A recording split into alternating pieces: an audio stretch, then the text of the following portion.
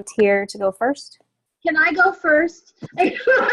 My topic is so epic that I think if everyone nods off, then we'll have a chance to revive them with something more humanities driven. Mine's completely scientific driven. And so if nobody minds, I'll go first, if that's okay. Go for it. Okay, so I have to tell you that my topic is experimental design, and what I thought I signed up for was experiential learning because I have absolutely no scientific or math background. So this was a challenge for me, so I'm going to do the best that I can. I ran into, it seemed that during my research, depending on your field of study, information was slightly different. So, which I think makes sense once you hear the epic tale of experimental design. So I'm just going to begin with, according to the Web Center for Social Research Design Methods, that experimental designs are often touted as the most rigorous of all the research designs, or it's considered the gold standard against which all other designs are judged. If you can implement an experimental design well, and that's a big if indeed, then the experiment is probably the strongest design with respect to internal validity. So I started thinking to myself, why do an experiment? What's the point? And researchers use experiments to learn something new about the world, or to answer questions or probe theoretic assumptions. So, so to put this method into action, you would do the following. You would have a control group and a test group. And the individuals are then randomly assigned to these two groups. One group gets the treatment, and the other group, the control group, does not get the treatment. And there is a pre-test and a post-test for both groups in this traditional type of experimental design. So I did some research and I found 3 types of experiments. There are lab experiments, there are field experiments, and there are natural experiments. And all 3 of these experiments have certain strengths and limitations. So I'm going to begin with the lab experiments. And the strengths for a lab experiment is precise control of all external and internal factors that could affect the experimental outcome. There are random assignments of the respondents to experimental groups. Ideally means they have randomization. And since everything is standardized in a lab experiment, others can replicate your study, which makes your study more credible. Now, some limitations for laboratory experiments is controlled experiments do not reflect the real world.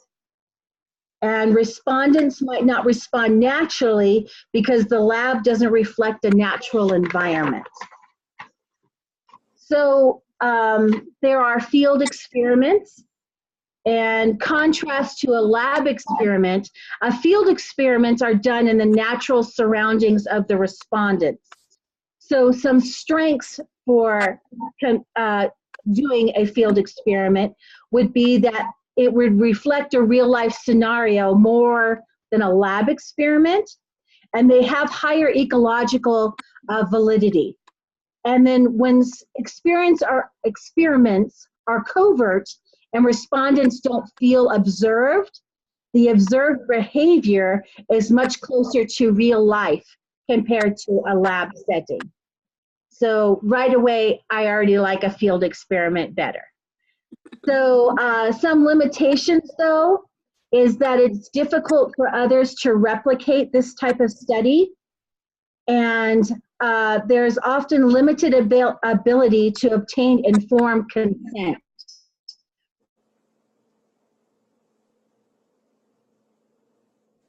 From the respondents, and I would have to research total experiments.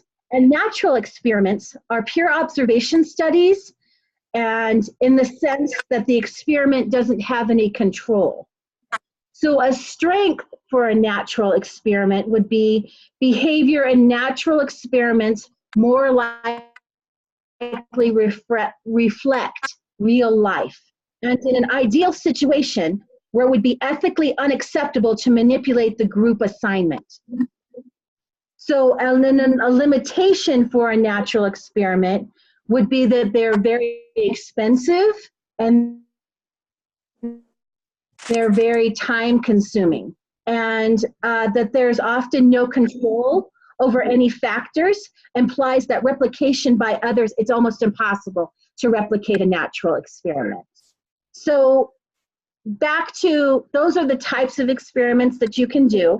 And then there are three basic types of experimental research design. And there's the pre-experimental design, true experimental design, and quasi-experimental design. Oh, it gets better. Here we go. So the pre-experiments are the simplest form of research design. In a pre-experiment, either a single group or multiple groups are observed. Now, a true experimental design, they're characterized by random selections of participants and the random assignment of the participants in the groups. The last one, the quasi-experimental design, is one that looks a bit like the true one, but it lacks a key ingredient. There is no random assignment in a quasi-experimental design. So the true, out of all the things I've talked about, a true experimental design is often considered the best type of research. And there are several types of true experimental design inside the true experiment, inside. So there's a host of them, you guys. So there's the post-test only design, a pre-test only design, a Solomon 4 group design, a factorial design, a randomized block design, a crossover design, woo, and that's it. Okay. So the one that let me continue. So once a design, all those designs, once you determine what it is you want to do, for a true experimental design, you have to have 4 elements. Now, the 4 elements for a good experimental design are manipulation, control, random assignment, and random selection. So with all this being said, how do we conduct a good experiment? So on my handout that got posted, there were several steps to creating a good experiment. And the first was, of course, you create a hypothesis. And a good hypothesis makes a research question more explicit by stating an observable relationship between cause and effect. So then you select a sample group, you select subjects within the sample group, determine how often you're going to measure whatever you're measuring, conduct the experiment, and then collect data. So I wanted to conclude this presentation by discussing the strengths and weaknesses of using experimental design. So according to the experimental design from USC, design page from USC, so they're asking the questions, what do the studies tell you? Experimental research allows the researcher to control the situation In doing so, it allows researchers to answer the question, what causes something to occur?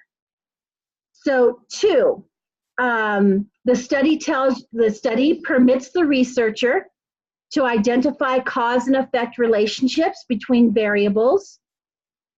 3, the experimental research design supports the ability to limit alternative explanations and to infer direct causal relationships in the study. And 4, this approach provides the highest level of evidence for single studies. So what don't these studies tell you? The design is artificial and results may not generalize well into the real world. The artificial settings of an experiment may alter the behavior of your participants. Experimental design can be costly if especially if special equipment or facilities are needed. Some research problems cannot be studied using an experiment because of ethical or technical reasons. And it can be difficult to apply ethnographic and other qualitative methods to experimentally designed studies. So I am far from understanding all of this content that I just regurgitated to you, but I'm getting a better handle on it, and there's no way for me to do a comprehensive presentation because when I looked at different resources, depending on your field of study, the content changed. So, Dr. Greason, do you agree with that? That according to your field of study, experimental design will vary? Oh yeah, I think so. And especially in the social sciences, it looks completely different than, say, a pharmaceutical study or a lab study. Yeah. And it's a huge field. So that's why we don't cover it a whole lot. And if you were to get into like survey designs and things and stats, then that's a whole nother 4 classes. Yeah. It is. Yeah. So my question was, oh yes, go ahead. I have a question. Are there any questions? It can wait till the end. It's not. Okay. No, that's okay. Go ahead. Okay, so at Prescott College, one of the things that I have found so refreshing is this kind of interdisciplinary approach to everything.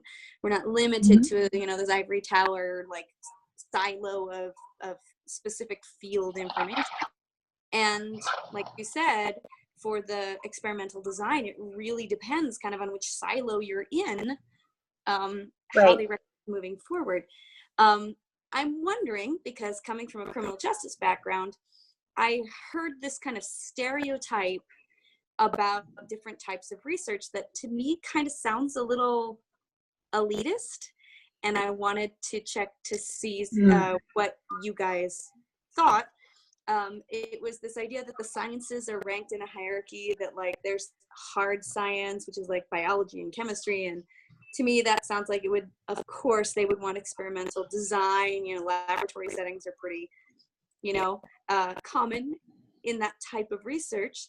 So, and then under that was like psychology, and then under that was like social science, and then like this hierarchy goes all the way down, and it was, I think, kind of elitist. And so when you were making comments of this is largely respected as the most valid form of methodology, is that somebody maybe from a hard science who makes that standpoint? Because doesn't it kind of depend on what your goal in the research was to start with?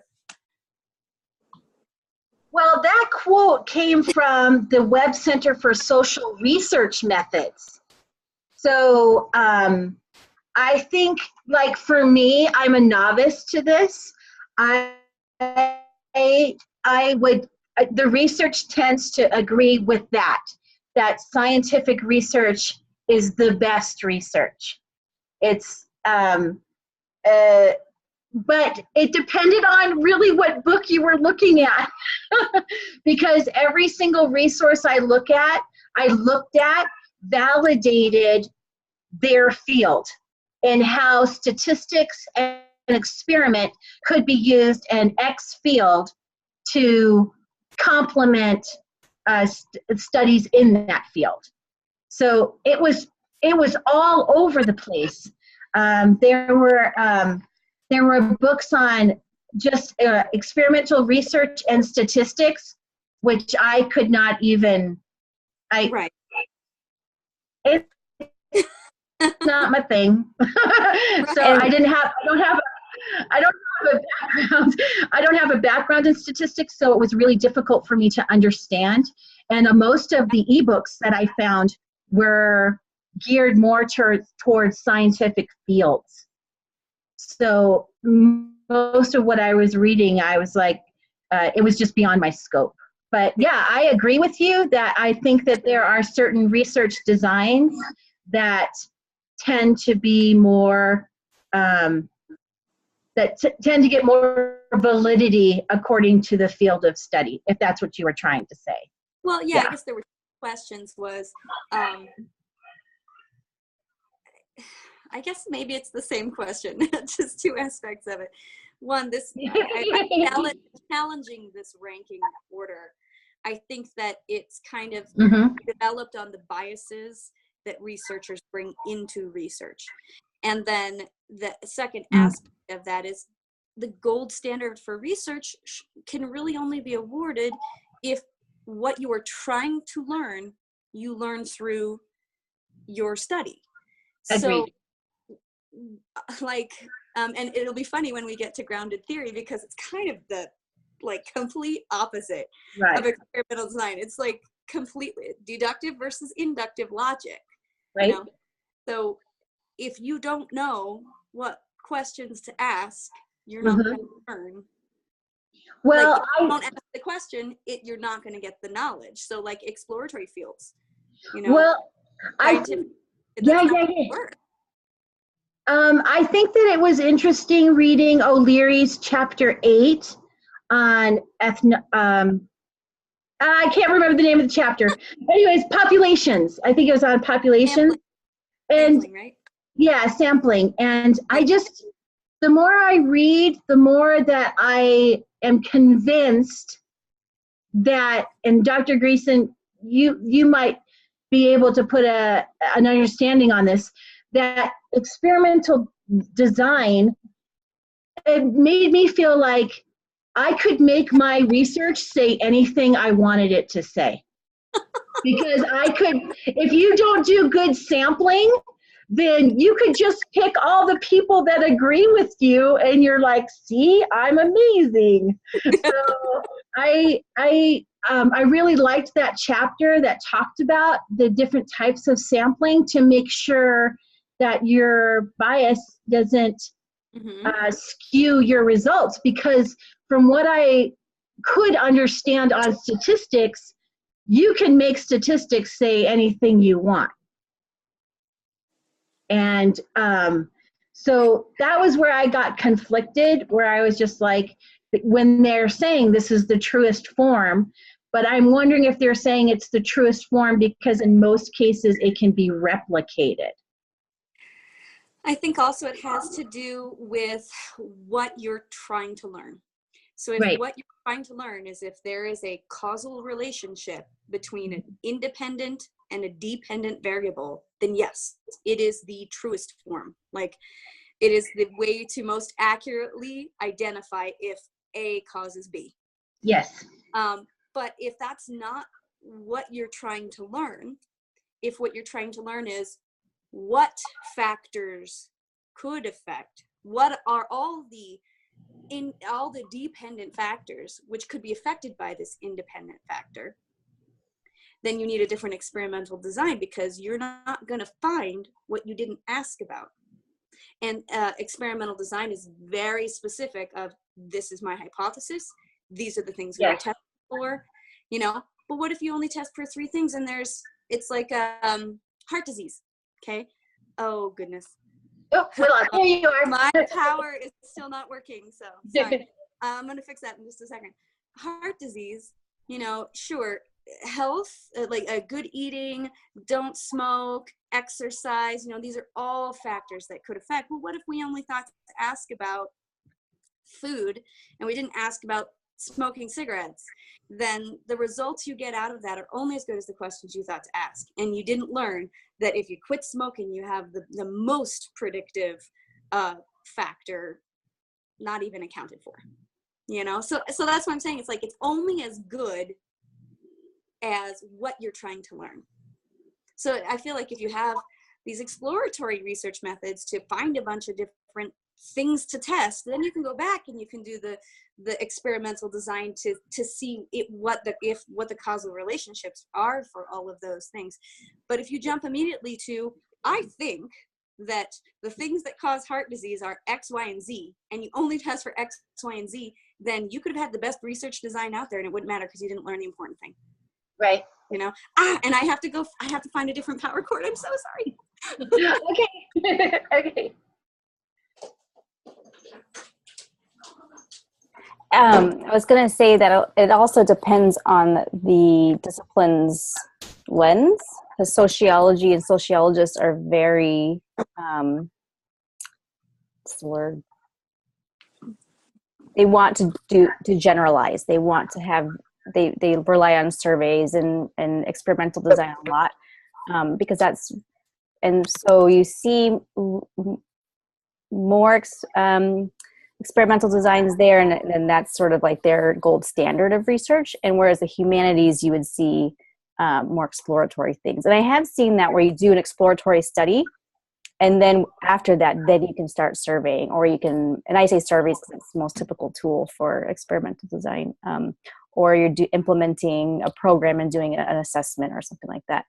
And you don't, and because Prescott is a unique place, there is definitely more qualitative studies. It's not necessarily a place where you're going to do lab research and you know, test things out.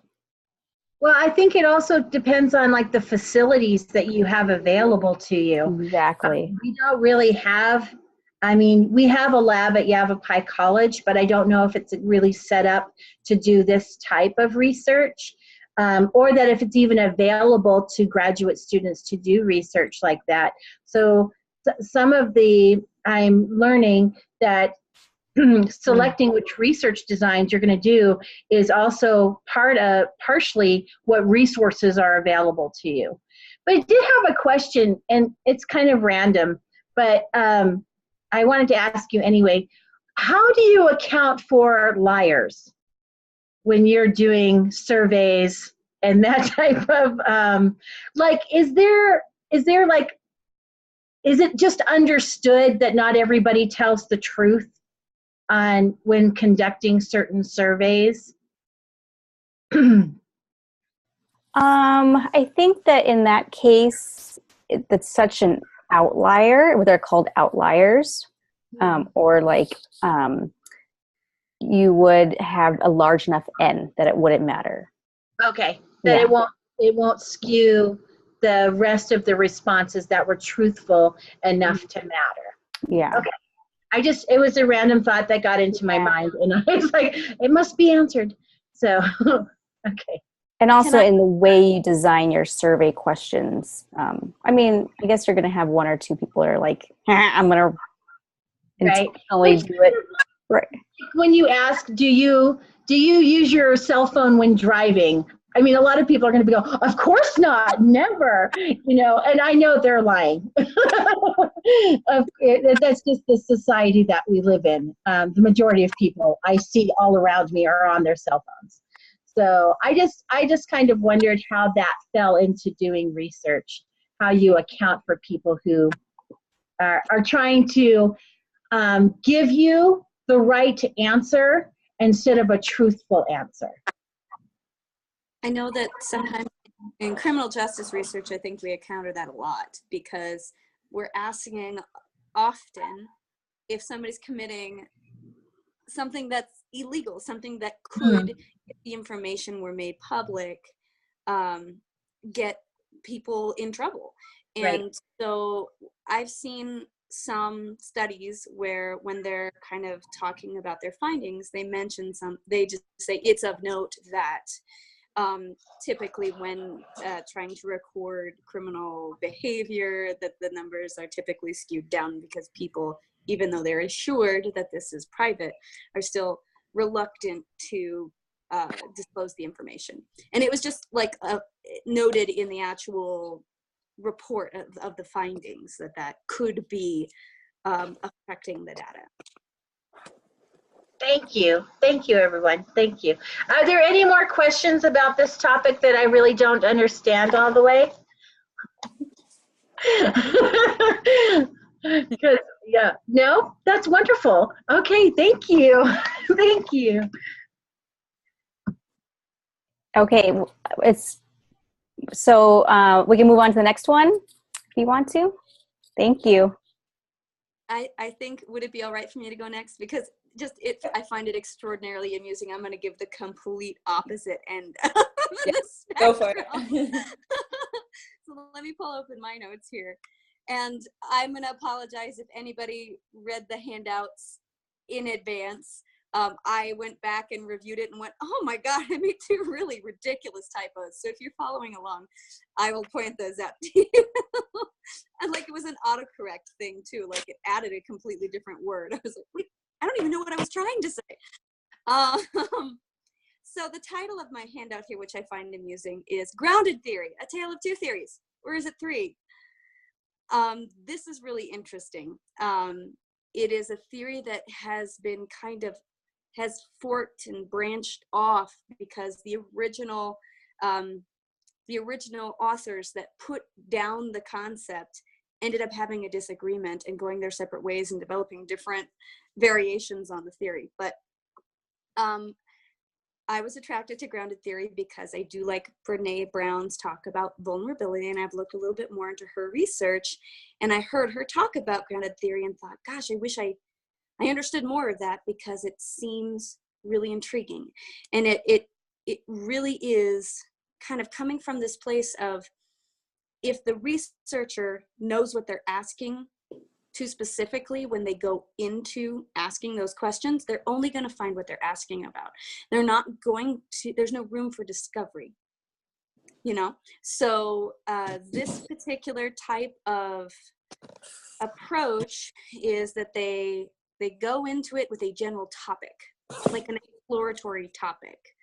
And then, but it is very calculated. The method is there so that you ask typically a survey first, getting a lot of baseline information, and then you take that data back and you start to kind of look through it and categorize it, and then you'll start to see some patterns develop.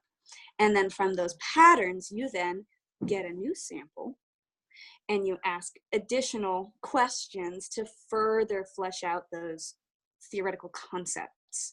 And then so the theory emerges from within the process, as opposed to going, I have a question, I'm going to see if it's true. You say, I'm curious about a topic, let's find out what we can about it. So Brené Brown, I got a video from Kim from Brené Brown having an interview with Jonathan Fields, and there was a quote that I really like that I led my handout with, which is, with grounded theory, you're trying to find out what is the main concern of a group of people. Your theory should explain how they're continually trying to solve that concern. So it's kind of got a little bit of social responsibility inherently built in. It's, instead of what do I want to know, it's what does this group of people concern themselves with most, and how are they trying to solve it, and how can the research process inform that. So in a lot of ways, it's kind of like participatory action research, but without that action piece or the participatory piece.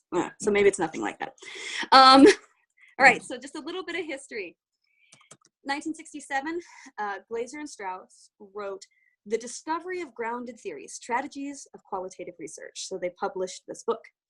And then this is now 1990, so what is that, 30 plus years later, Strauss, one of the authors, and Corbin wrote The Basics of Qualitative Research, Grounded Theory, Procedures, and Techniques. Now, Glaser, the guy that wrote with Strauss the first book, disagreed with some fundamental aspects of this kind of more defined version of grounded theory. And so he wrote his own book directly addressing some of the things that he saw that he thought were off the classical approach. And that book was Emergence and Forcing, like emergence versus forcing. And those two words are extraordinarily telling. The idea is that theory is supposed to emerge from data, but when the researcher is the one categorizing what they're seeing in the data, is that forcing? How much, is that a bias? Which brings about the next and third version of grounded theory, which was in 2006 by a guy named Shamaz. And really what they were doing was questioning the epistemological underpinnings of grounded theory. So he very cleverly titled it Constructing Grounded Theory, because he basically says it's a constructivist, I always need to look at the word to say it, epistemological underpinnings are constructivist, not positivist, and I'll explain that a little better. So things in common between the three approaches are they're all qualitative research designs. It's a data collection approach where you just get a lot of data and then you start to tick away at it. It's compared in some ways to an ethnographic approach because it is centered on a group of people in their natural environment, seeing the world from their perspective. They all three claim to be inductive logic rather than deductive logic. So again, you're letting the theory kind of emerge from the data. You're not trying to test a theory that you have cobbled together from prior research that you've read, prior inquiry. So you start with abstract concepts or just an area of study. So it's frequently used as exploratory research, usually to look into an area that had some limited research or where there isn't a lot of research available yet. This is kind of like a get out and feel and see what you find.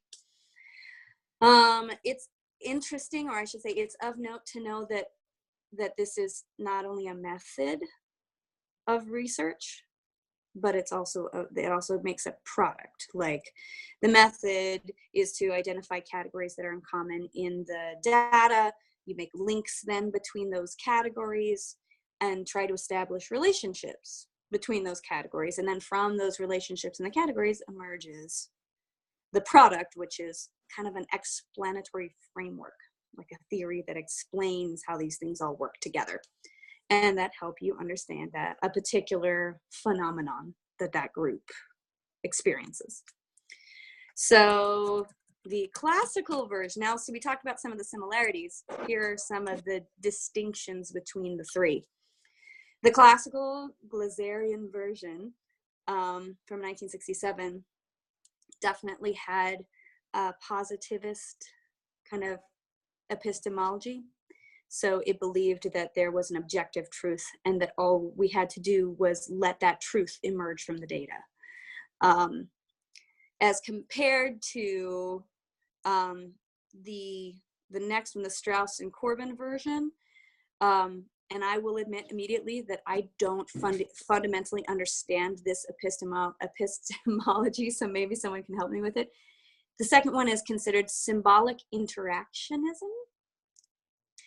And then the third is that constructivist, and constructivist is like, because I perceive it, I create it.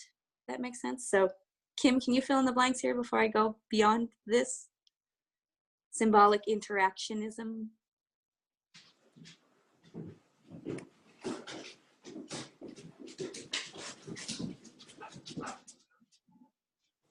Oh, there's my mute. So symbolic interactionism. Yeah, that's what it was classified as the second kind. The Strauss and Corbin version from 1990. So I guess the definition I have is that participants in their interpretation of the events shape right. how they come out versus the researchers' construction of how they process the data. So they all three. So it's like the opposite of constructivism, where the research, where you're constructing knowledge, where right. Yeah. So it's the trying first to one, remove the researcher, but it's not positivist. Oh, I see where it's at. I lost myself. Yeah, Okay. yeah. So the first one is cited as being very positivist. It's an objective truth that we're just uncovering. The second one, Strauss and Corbin, is more like the participants are interpreting their experience. And the third is that is constructivist, because they're acknowledging the researcher as the one who's determining what the categories are called, is interpreting what things get lumped together. So it kind of, I think if you were to pick this particular theory, you would have to very clearly explain what epistemology or ontology you come from, and basically what you're building your logic on when you draw those conclusions. So I think that's how people would pick which one of these three methods to take. Other things that are very interesting about the split. The Glazerian approach, he claims to be purely inductive. When Strauss and Corbin came in the 90s, and they clarified a lot of the methods, and in fact they included a very specific data coding method. Glazer's critique of that is that, well, once you start putting these coding methods in, you're not allowing it to be inductive. You're not allowing it to emerge from the data. You are building in a framework which actually starts to manipulate the data because it manipulates the process.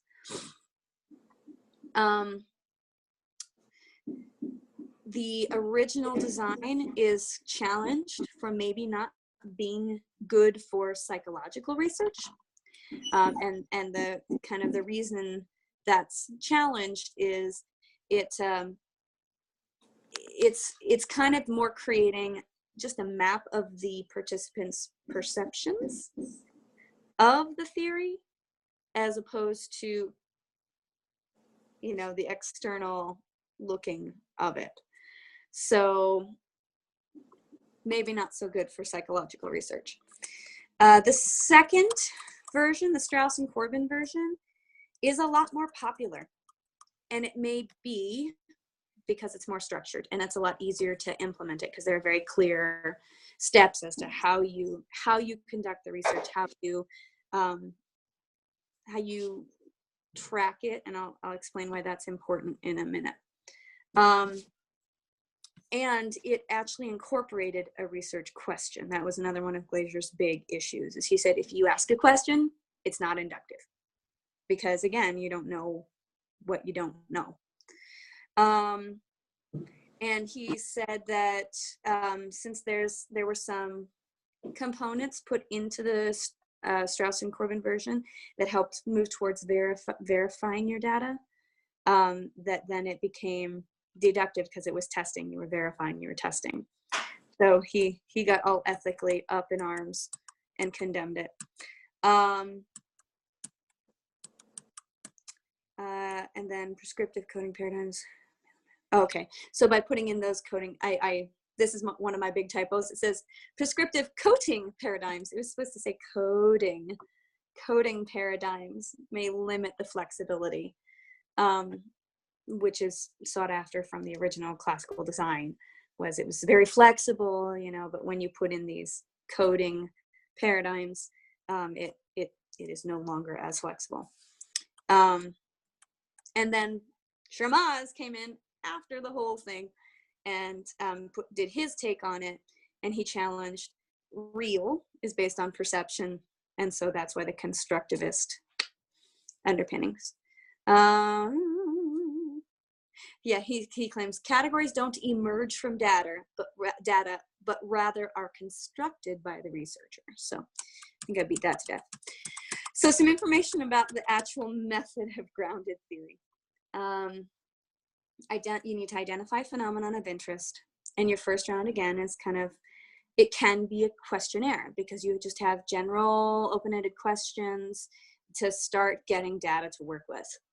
Then, you go through several rounds. So then after reviewing the data, your next round should be more structured, semi-structured, and have in-depth interviews, focus groups, and they can even take diaries, journal entries. They can work off of paper explanations or answers to the questions as well. So then as you're categorizing your data, and rinse, wash, repeat.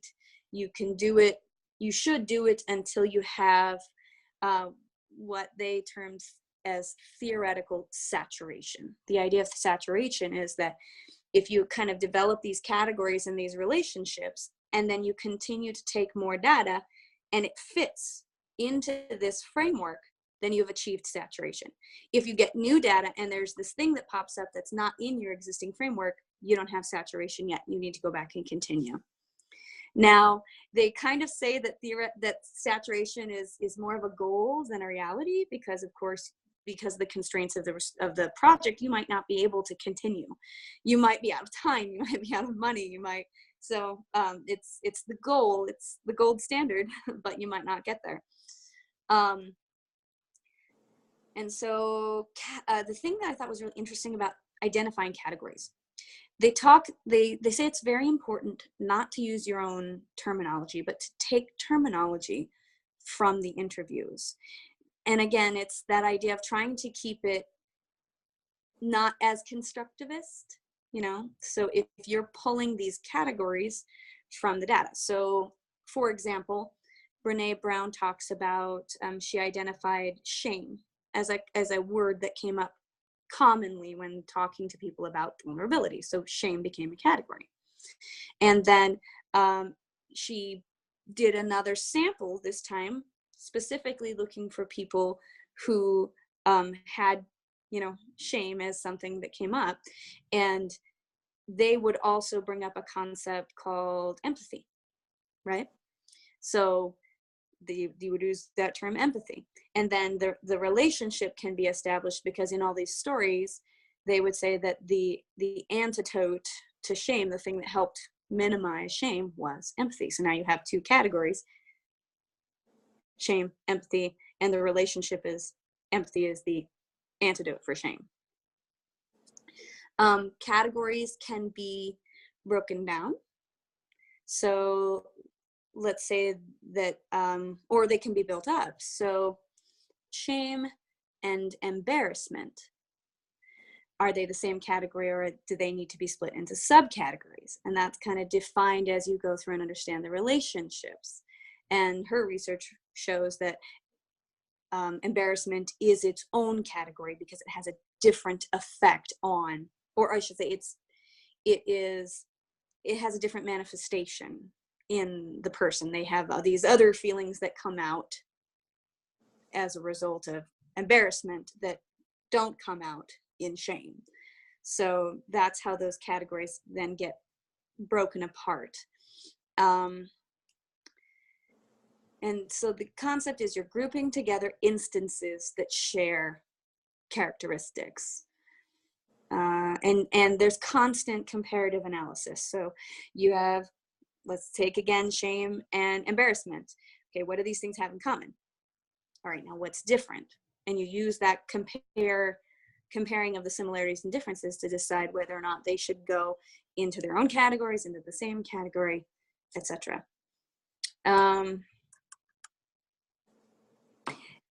They encourage in this methodology not to create, that the categories shouldn't be derived from existing theoretical frameworks, that you should try and keep it to what the participants are providing, so as to not bias what you believe the relationships are between these things, but to truly try and let it emerge from the data. And so I guess the way that they try to achieve legitimacy, or not achieve legitimacy, but document the process, is a series of memo writing. So the memo writing would be, is just documentation of what you did. So I reviewed these interviews, I found these things in common, these areas should be compared, we need additional sampling to explore this concept. And that memo writing is basically what keeps everything in order, and so that another researcher could go in and say, okay, well, this makes sense, why don't we add this? So they keep it straight in memo writing. It documents the research process. And then the literature review is conducted after the data is collected, as opposed to before, which I find extraordinarily interesting. So the way they analyze data, again, the different methods have different, or the different versions of grounded theory have different methods. Open coding, very specific to Strauss and Corbin, is axial coding, which I will admit I did not look too deeply into, because, you know, how deep can I go into this concept? Selective coding was another one that I found, but each one is specific to whichever version of the method that you choose. Interview data is typically recorded, auto-recorded, and then transcribed, and then some kind of a coding convention is applied to it to identify concepts that need to be compared.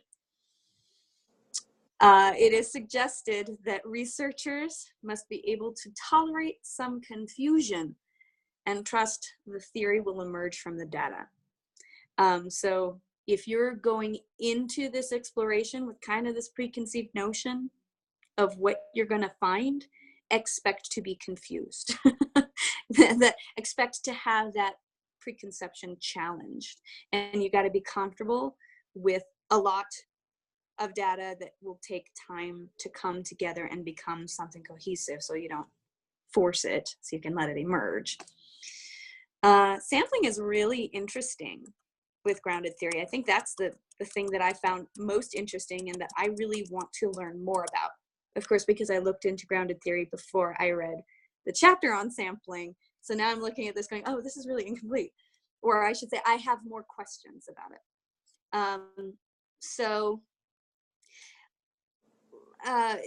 Like an ethnographic study, you're trying to study a group of people. Well, they actually suggest don't pull your sample all from the same company or organization. They suggest a snowball sampling method, where you go out to the people that you know, and start with them.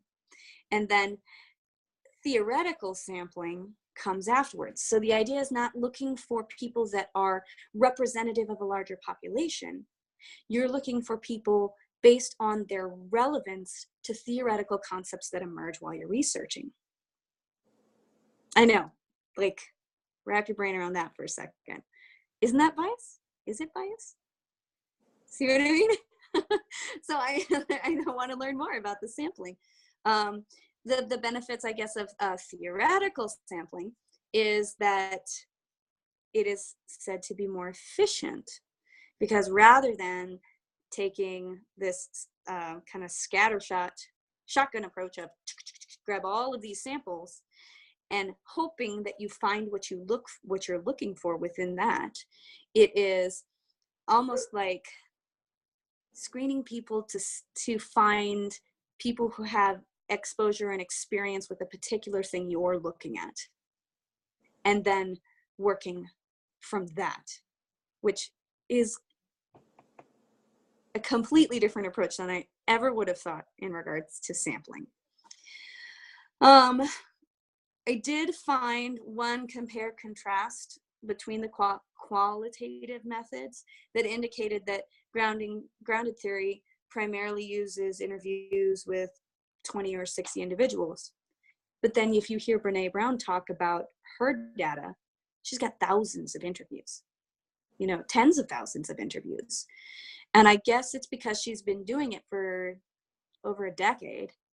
So I think that's kind of that sample, collect data, analyze data, get a new sample, collect data, analyze it. And it just is this constant process until you get that theoretical saturation.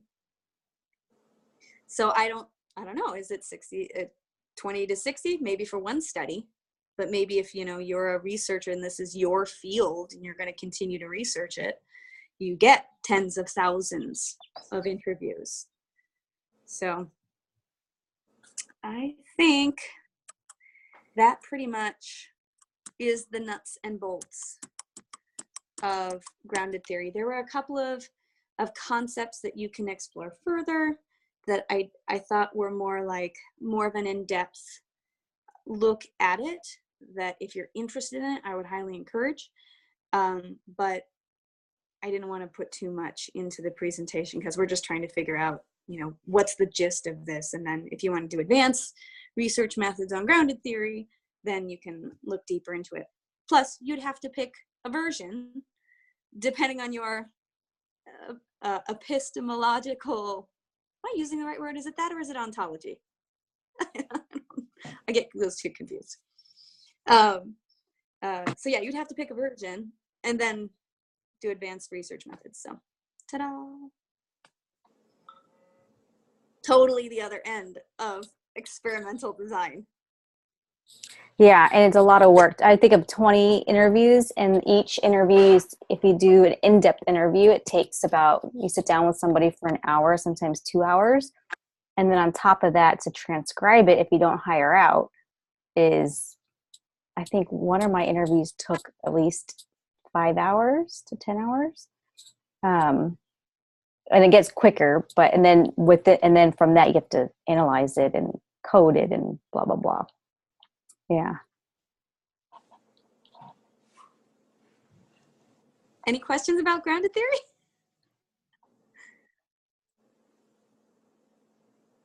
Well, I have a question for both of you, Dr. So, at what point, if it seems like if you do research over a particular period of time and you have 10,000 people's interviews, at what point, I guess, wouldn't your questions maybe have to change because the world changes and there are new things being discovered? And so do you know what I'm saying? Like a question that you would ask 10 years ago might not be a question that you would or could ask now. So how do you, I guess, at what point do you say enough?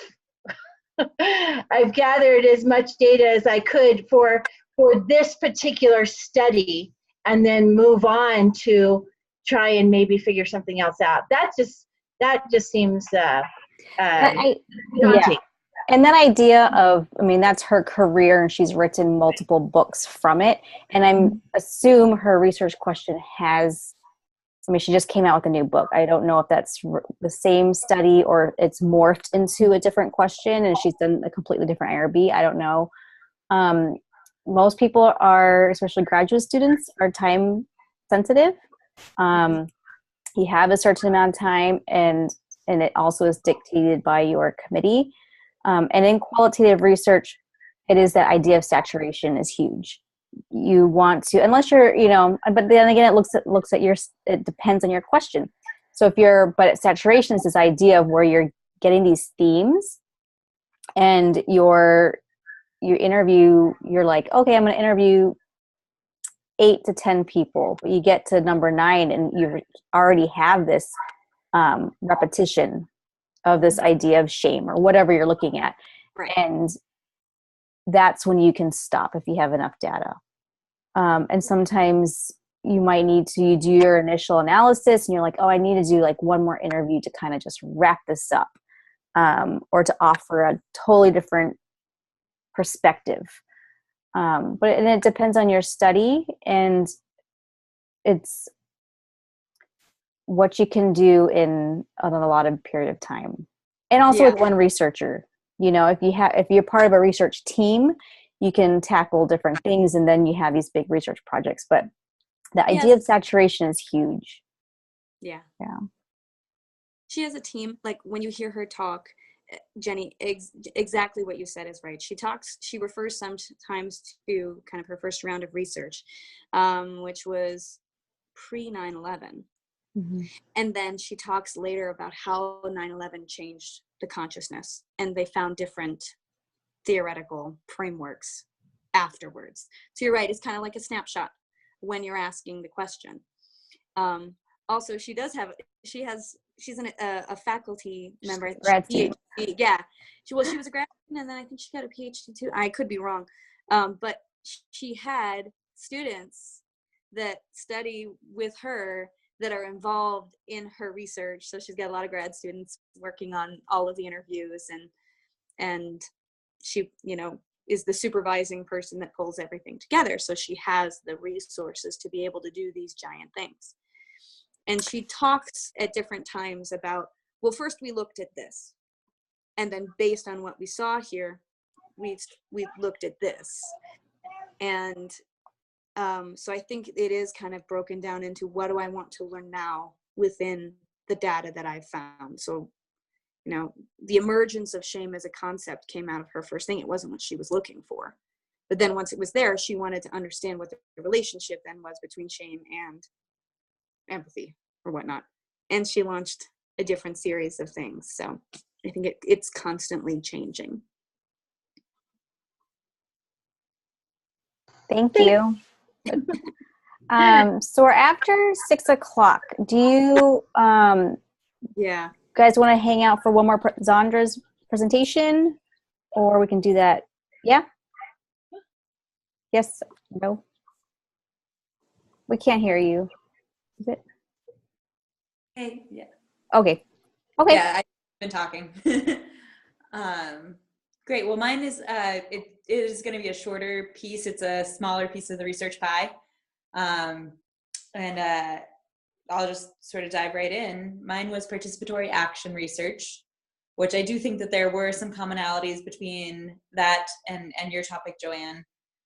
I think it takes a slightly different lean. And so I was very excited actually to see the video that was posted in the dessert section of the forum, because that, I think, brought together a lot of the things that I had been seeing in the reading throughout. One core piece is the right to research, which Michelle Fine mentions in that video.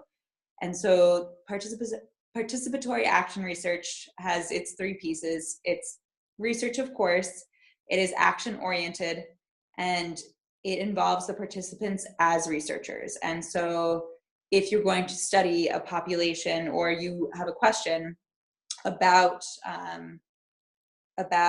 people in a prison population, she was using the example often of women in prison and recidivism, and specifically in relation to getting a college degree while in prison.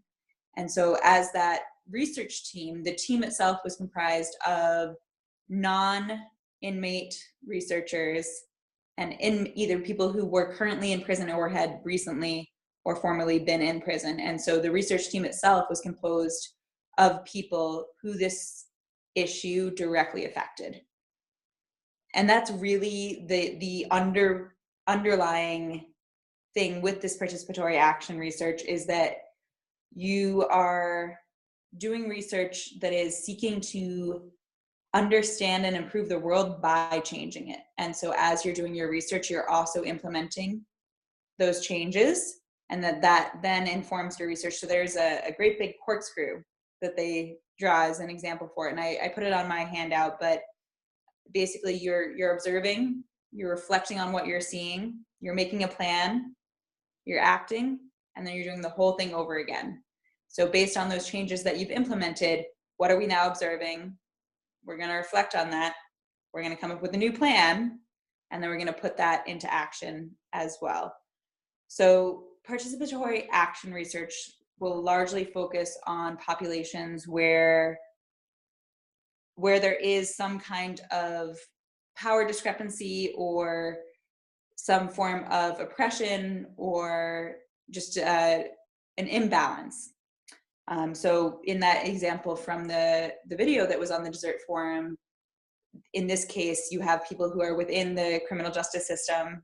They are in they're a protected class in research, although not all of these studies have to be protected classes, but you have people who are most often in some way experiencing power dynamics or oppression or social injustice of some kind.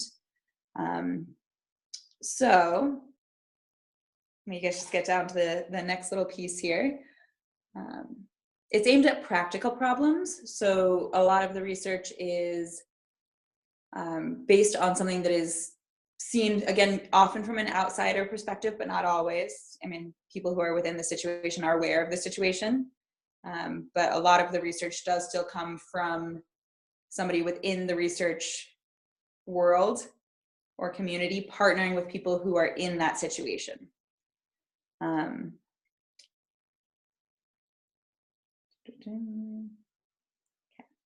Sorry, I had my thoughts a lot more organized at the beginning of the call in regards to it. One of the big pieces that's mentioned, again, and the video was really quite helpful because I had seen all these things in the books, but then seeing somebody speak about it always connects it a little bit more. So she said two great things, I thought, which is that who needs to be at the table when talking about issues in participatory action research.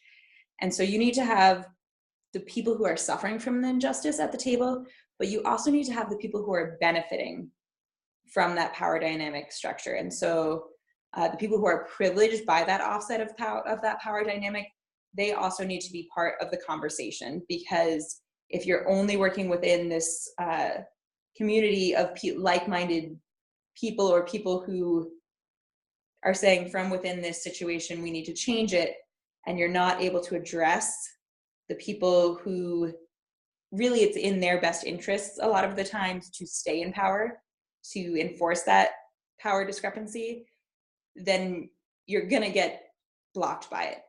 You know, so having people at the table who are suffering from that injustice, but also people who are benefiting from that. And I thought that was a really powerful piece that I hadn't seen in the readings prior to that.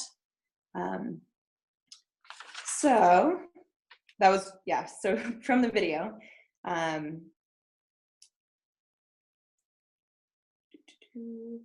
It does address the issue that you brought up in the second methodology, Joanne, about the observed impacting the study itself. And so it does talk about how that observer has an impact on the phenomena of being observed. And because of that, they bring their own set of values and their own inquiries to it as well. And so it involves them as it involves that questioning of the process as part of the process as well.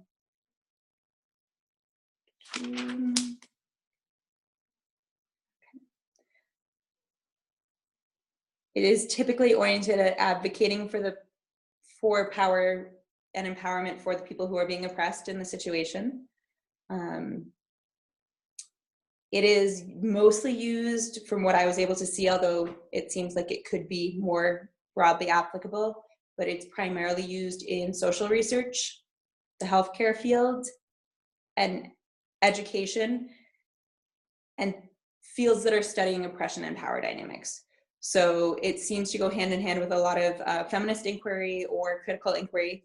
It also seems to pair quite well with ethnographic research, especially with the newer wave of anthropology, where beyond cultural relativism and talking about things within their context in that society, we're then talking about that idea in a greater world concept. And so, sure, we're studying this culture, and it's just part of their culture that they treat these people like this and these people like that. That would be cultural relativism, understanding it within the context of its own culture. But pairing this with something like ethnography, and then also talking with all those populations, and involving them in the research, would be an extension of participatory action research through ethnography as well. It's emancipatory. So the idea, like I was saying, the idea is that you are working towards empowering the population, not so much from the outsider swooping in, but from the ground up. And so from within that community, working on seeing and addressing the things, the inequalities that they see, but really driving that change from within, as opposed to an outsider coming in. Some of the biggest issues that seem to be mentioned are scaling it, because it is such a ground up, community-based action or research approach. It's difficult to use the exact model that you come up with from that community in other every community. And just due to its nature, it is, a customized approach within particular populations, subcultures, cultures, and communities. And so, as opposed to Ginny's, where you're looking for something that's replicable, that's generalizable, this is an approach that might have similarities between communities and populations, but really does derive its power from being based in that situation. The impacts on an organization are also something that is cited as an issue, because it is change driven. Certain communities or organizations that might want to employ this might also be a little bit off-put by the degree to which you're going to be. You're going in and you're trying to shake things up, you're trying to change things. And so it's not always something that people want to sign off on, which is why it's an important piece to have those stakeholders at the table as well. As was mentioned in the video. The role of science also comes up. And again, Jenny, I know that we talked about this already, and Joanne a little bit about that idealization of science. It's something that is very much in the social science, social research realm of things. And so because you might have some quantifiable things that you're researching, you might have some numbers you can refer to, but it is largely based on people's experience and qualitative. And because of that, it does fall lower in that hierarchy that we were talking about of the research. And so for some people, that is also a deterrent for using the methodology. And then for that same reason, that idea of the validity of the study, and whether it's replicable, and whether it's scalable, and whether it's generalizable. For those reasons, people may not use this methodology. One of the things that I found really great about what I was reading was that it allows for knowledge first and change second, but they're integrated. So you are going to do that observe stage and reflection stage, but then you are going to also make a plan. They're not two distinct entities of completing all of the research and getting it all just so before action. The fact that change should also be valued as a source of knowledge, and how things change, is a critical piece of the research process. And so you're going to try to implement a change, but then seeing how that community responds to the change is an integral part of the research.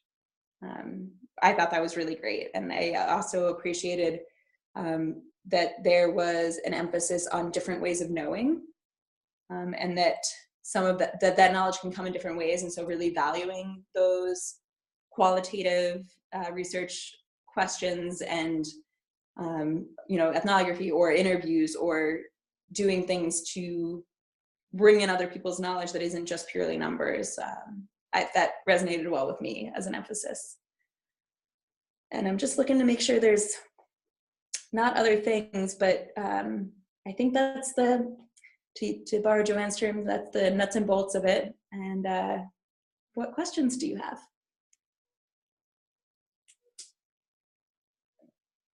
I think it's more a comment than a question, so I apologize. This hierarchy, it exists in all of our minds, you know, and I don't know necessarily where we got it.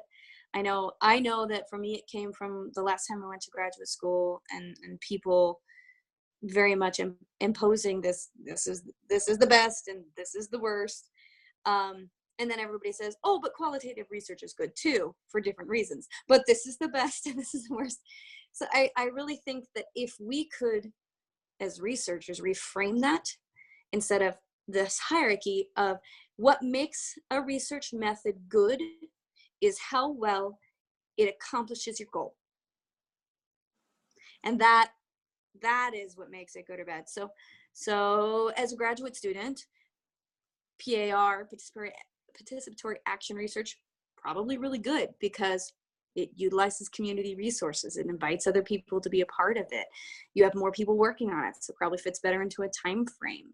You know, it has a real social impact, and especially being a graduate student at Prescott College, where we do have the social and ecological competencies, this works seamlessly into that because there is a real impact. Yeah. So yeah, I don't and think when it's I plan to. Okay. Yeah. It is one I plan to personally use with my research. You know, even with the students, because they, for a long time, have not been stakeholders in their own education, and it really just seems like a huge oversight, honestly.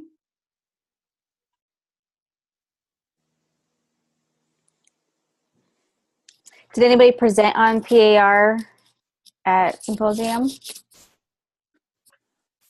For those that were able to go? There was, no, there wasn't a specific presentation. There were some of the students presenting had at least involved it. I don't think it was directly, but you know, I saw the Adventure Ed presentations. The way it was set up, unfortunately, a lot of them were conflicting, so it was difficult to see each department's student presentations. Okay. Yeah.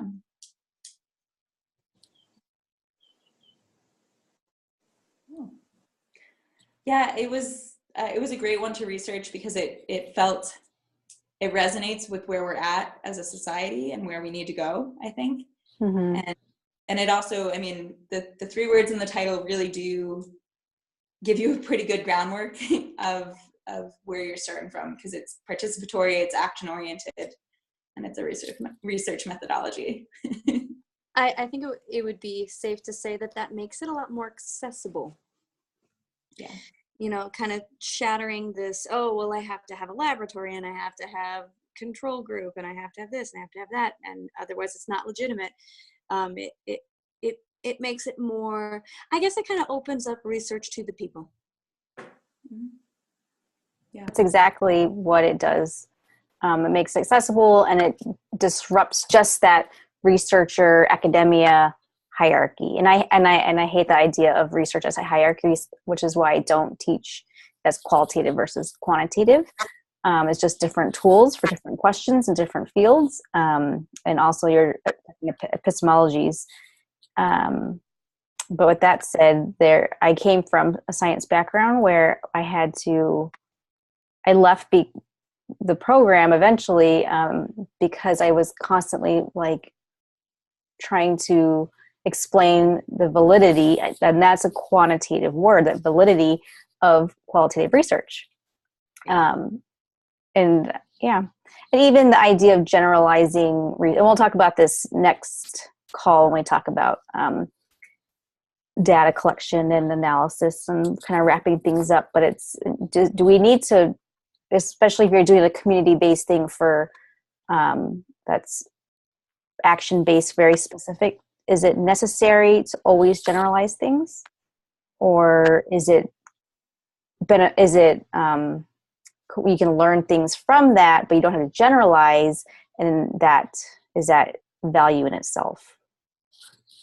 And I think it's interesting what Xandra, what you were saying in regards to scale, is that when you take this research from a particular group, from a particular community, it is extraordinarily appropriate and suited for that community.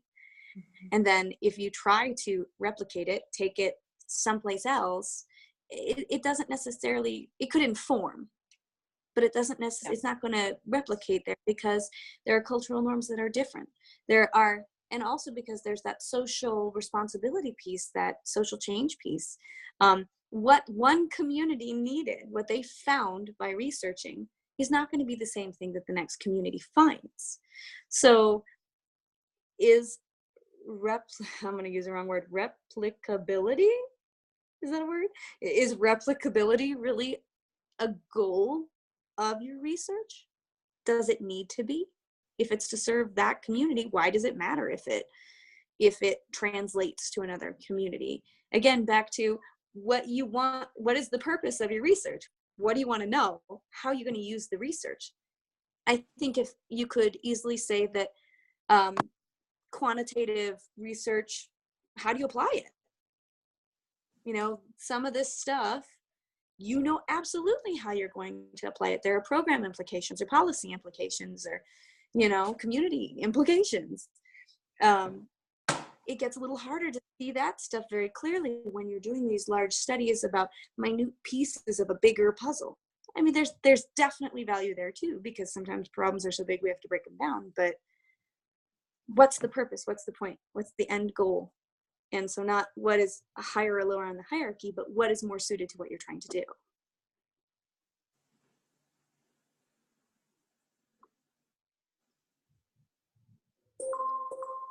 I'm sure everybody wants to leave, so I'll stop talking.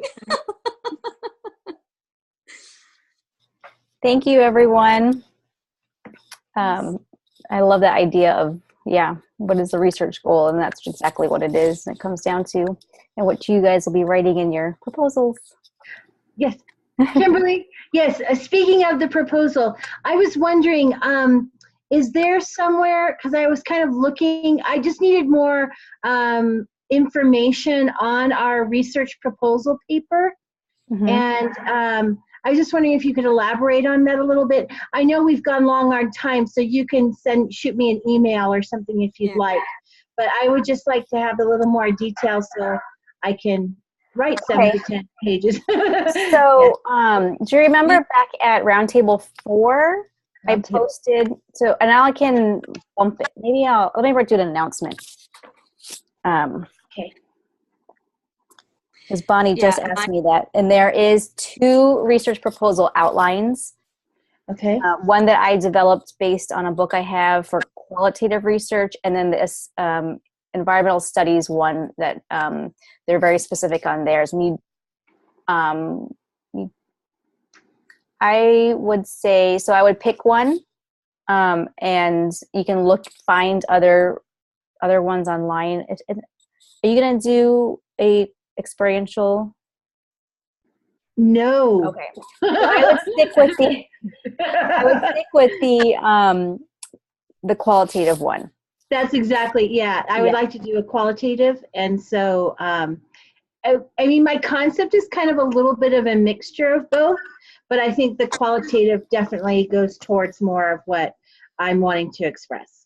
Okay, so go back and look at those outlines, and then if there's more areas, and I just wrote that as like very simple outline. What I can do is it came from, I don't have the books with me, but I can probably scan a couple of those pages if you want to read more on that. And then there's another link I'll put on the announcements that also goes into that. But I'm just I want you guys to practice going through those pieces and be very clear about what your purpose is, and think about your research questions and how that's going to translate to your methods and your methodology, and to have this really nice piece on your positionality that's you can use later if you need to. But this does not have to be what you're going to do for your thesis. Yeah, mine is repeat. Yeah. Mine has It's a practice run Thank to get you. feedback. even since Roundtable 4, and I put that in my forum post for this particular week. But yeah, it's totally different now.